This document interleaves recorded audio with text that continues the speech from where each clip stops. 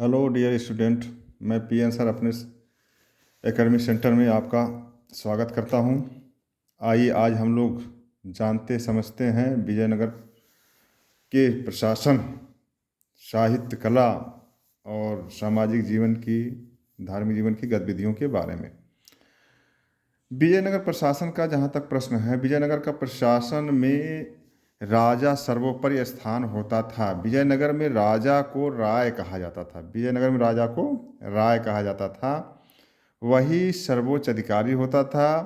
राजा का चयन दरबारियों और मंत्रियों का महत्वपूर्ण अधिकार होता था या उनकी भूमिका होती थी।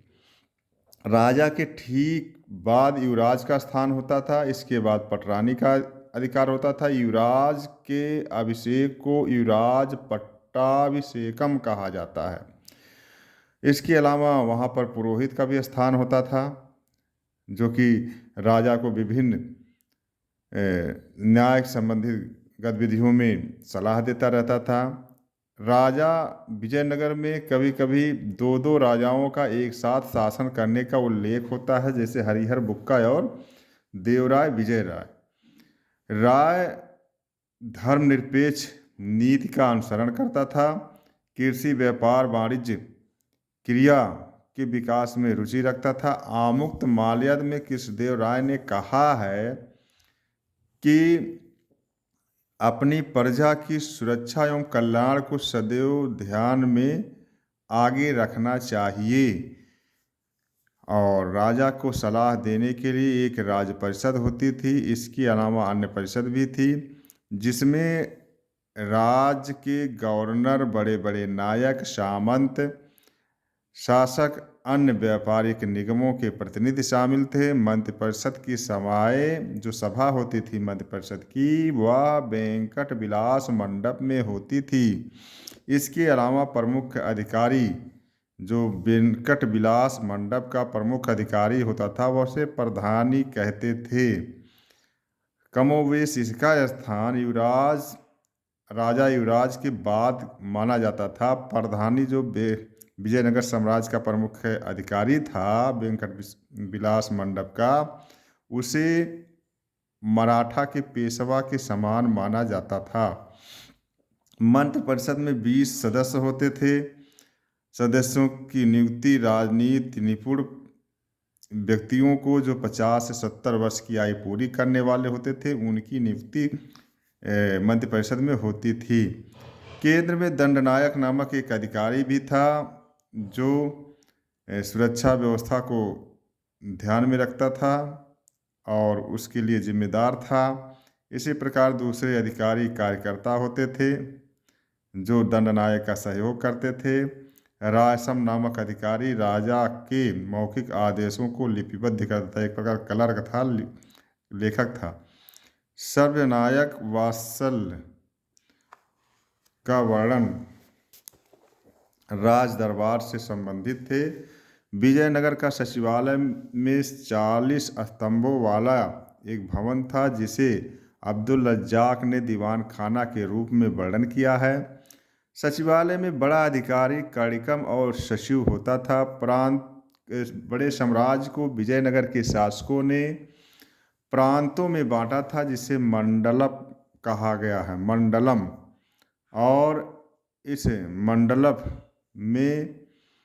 मंडलम को जो है छोटे भाग को कोट्टम या बलुनाड कहा गया है, कोट्टम या बलुनाड। और बलुनाड नाडु में, नाडु मेलाग्राम में और मेलाग्राम उर या ग्राम में विभाजित होते थे। विजयनगर साम्राज्य में डोमिंगो पेज ने बताया है कि प्रांतों की संख्या 200 थी, लेकिन अधिकांश विद्वान यह बताते हैं कि विजयनगर में प्रांतों की संख्या 6 थी। प्रांतों पर जो शासन करने वाले होते थे, उन्हें गवर्नर या दंडनायक कहा जाता था। इसमें ज़्यादातर राज परिवार से संबंधित लोगों को शामिल किया जाता था, और जो राज परिवार के लोग प्रांतपति नहीं बनते थे, उन्हें दंडनायक कहा जाता था। इनके जो है जो दंडनायक होते थे, उनकी जो व्यवस्था होती थी उसे नायंगर व्यवस्था के रूप में विजयनगर में स्थापित किया गया था। अब जो नायंगर व्यवस्था है विजयनगर में, बहुत महत्वपूर्ण व्यवस्था थी। विजयनगर में प्रांतीय शासन में नायंगर व्यवस्था बहुत महत्वपूर्ण थी। इसे दिल्ली के इक्तादारी व्यवस्था के समान माना गया है। नायक अपनी सेना रखते थे। नायक को वेतन के बदले भूखंड दिया जाता था, जिसे अमरम भूमि कहा जाता था। जो नायक वेतन के बदले भूखंड प्राप्त करते थे उस भूमि को क्या कहते हैं? अमरम भूमि कहते थे। प्रांत में दो बड़े अधिकारी होते थे, एक सेनापति, दूसरे अस्तपति। नायक के पास सेना रखने और सिक्के जारी करने, कर लगाने, न्याय करने के भी अधिकार प्राप्त थे नायक को। इसके अलावा नायक को जो व्यवस्था थी, चूँकि आनुवांशिक थी, और नायक को सिक्के जारी करने, कर वसूलने आदि के अधिकार होने से नायंगर व्यवस्था आगे चलकर विजयनगर साम्राज्य के लिए पतन का कारण बनी। इस व्यवस्था को नियंत्रित करने के लिए रायों ने, जो विजयनगर सम्राट होते थे, वे महामंडलेश्वर नामक अधिकारी की नियुक्त किए थे।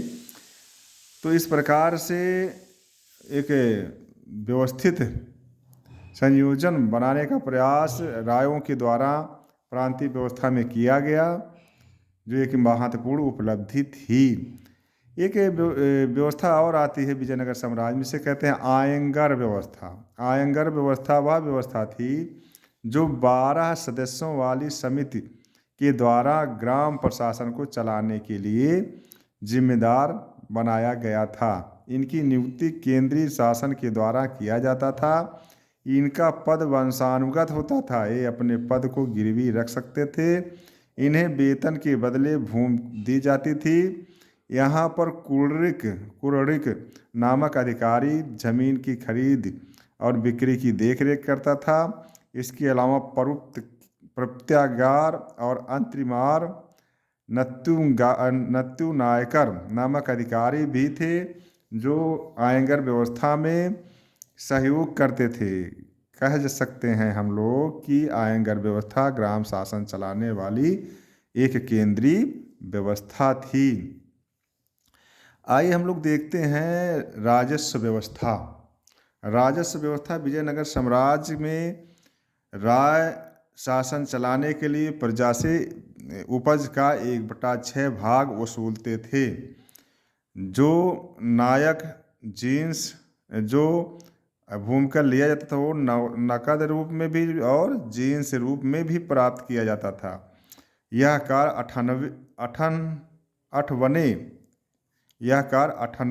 अठवने नामक विभाग के अधीन कार्य करता था। भूमि को 3 भाग में बांटा गया था: भीगी भूमि, सूखी भूमि और बाग और जंगल। तो इनसे भिन्न भिन्न प्रकार से कर की मात्रा के रूप में वसूला जाता था।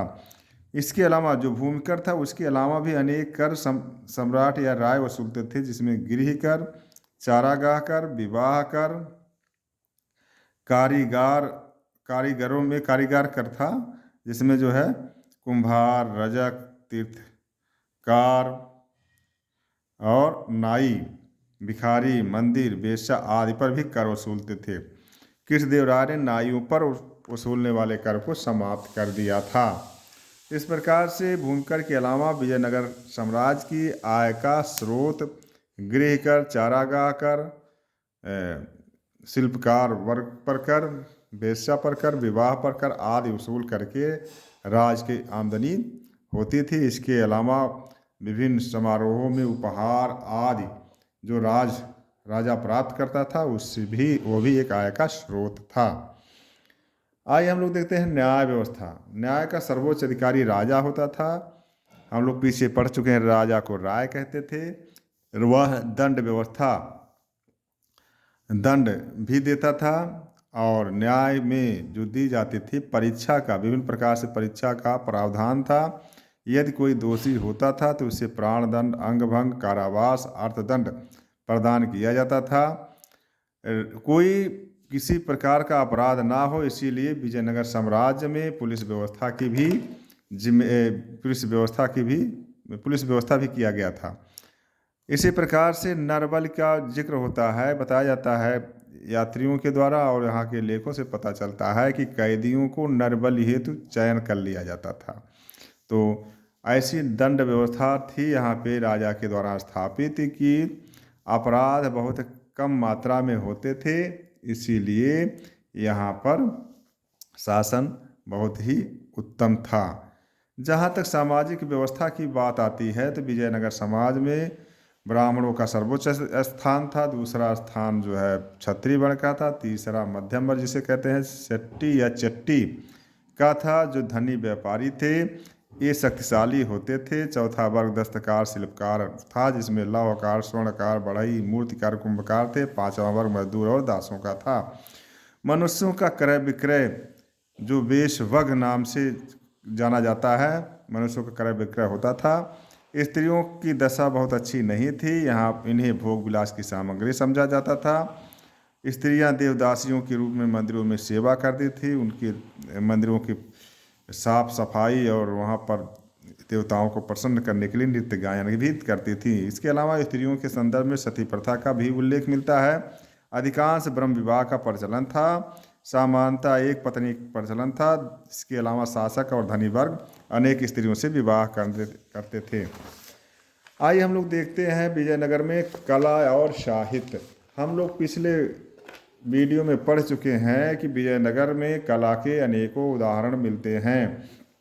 1575 में बनवाया गया लोटस महल बहुत सुंदर है, जो निम्न भाग पर ठोस चट्टानों पर बना था। इसके ऊपर ईंट और पत्थर से बहुमंजिला इमारत खड़ी है। अच्छे मसाले और प्लास्टर से इसका लेप कराया गया था। मदुरा कला शैली का लोटस महल एक अद्भुत उदाहरण है।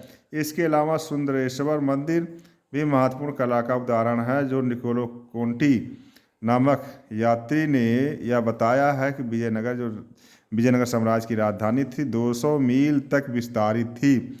हरिहर प्रथम ने नहर निर्माण करवाया था किसानों की सुविधाओं के लिए। इसी प्रकार देवराय प्रथम ने हरिद्रा नदी और तुंगभद्रा नदी पर बांध बनाकर विजयनगर राजधानी में जल की आपूर्ति करने के लिए व्यवस्था किया था। कृष्णदेव राय ने, जो एक महत्वपूर्ण शासक थे विजयनगर साम्राज्य के, विजय भवन, हजारा, राम मंदिर, विट्ठल स्वामी का मंदिर, गोपुरम टावर, कल्याण मंडप, पट्टाभिराम मंदिर, हाथी घर आदि का निर्माण कराया है। जहाँ तक कला की विजयनगर की बात है तो महानवमी का डिब्बा विजयनगर साम्राज्य में एक महत्वपूर्ण भवन के रूप में जाना जाता है। यहाँ उदाहरण बहुत अद्भुत है यह कला का। शहर में ऊंचे स्थान पर निर्मित यह मंच था, जिसकी ऊंचाई 11,000 वर्ग फीट मतलब क्षेत्रफल इसका था, ऊंचाई 40 फीट थी, और इसका उपयोग धार्मिक सामाजिक अनुष्ठानों के लिए किया जाता था, जैसे दशहरा, दुर्गा पूजा, महानवमी का त्यौहार इसी मंच से मनाए जाते थे। इसका नामकरण भी महानवमी के त्यौहार मनाए जाने के कारण महानवमी का डिब्बा के रूप में अभिषिक्त किया गया था। मूर्ति पूजा, अश्व पूजा, नृत्य, कुश्ती, हाथी घोड़ों की शोभा यात्रा आदि कार्य इस महानवमी डिब्बे के पर जो है मंचन होता था। इस प्रकार से सार्वजनिक उत्सव में खासतौर पर महानवमी के अवसर पर इस जो महानवमी का डिब्बा भवन है इसका उपयोग किया जाता था। इसके अलावा विजयनगर में अनेक और भी इमारतें थी, जैसे हाथी घर अस्तबल बहुत सुंदर था। लोटस महल के बारे में आपको जानकारी दे ही दिए हैं।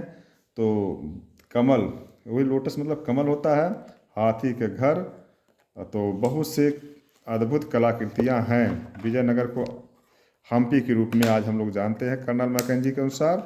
तो विजयनगर साम्राज्य में ये सारी गतिविधियाँ थी, सामाजिक, आर्थिक, कलागत, साहित्य में हम लोग पीछे पढ़ चुके कृष्णदेव राय का अमृत माल्यद आदि चीज़ों को, और अष्टदिग्गज के बारे में जो साहित्य के वहाँ पर उसके दरबार में दिग्गज रहते थे। तो इस प्रकार से छात्र छात्राएँ विजयनगर एक साम्राज्य की राजधानी के रूप में टॉपिक समाप्त हुआ। आप इसे पढ़ें, समझें